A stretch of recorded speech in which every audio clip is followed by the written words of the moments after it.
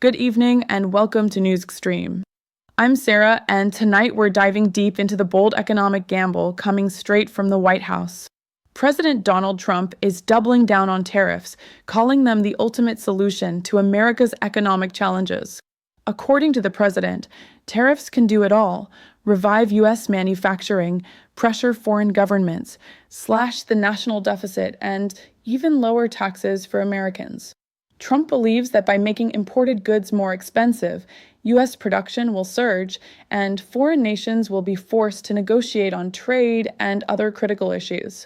And because the U.S. economy is vast and less dependent on trade than many of its global competitors, he argues America can afford to play hardball.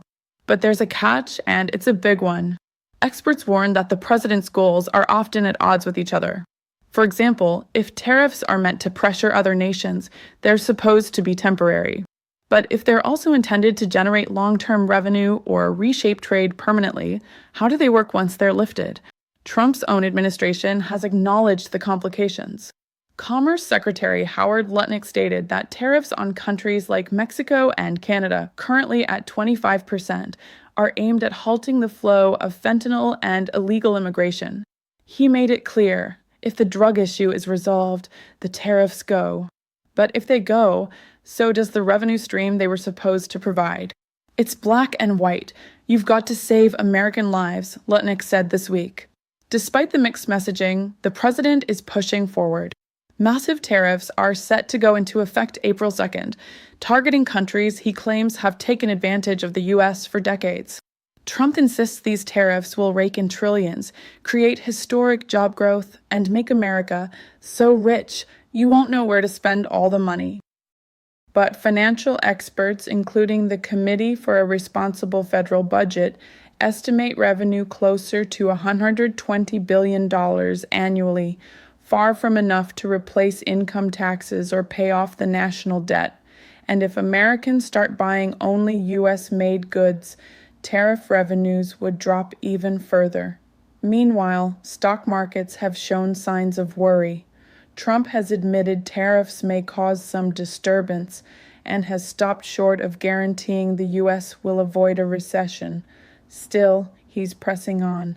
The president has gone as far as proposing an external revenue service, an alternative to the IRS that would rely on tariff collections to fund the government and eventually eliminate income taxes altogether. But critics argue the math just doesn't add up. For that to work, tariffs would need to average 100% on all imports, a move that could cause prices to skyrocket and slow consumer spending, damaging the very industries Trump wants to protect. Trump's rhetoric remains firm. "We've been ripped off for decades," he said last week, "and we won't let it happen any longer."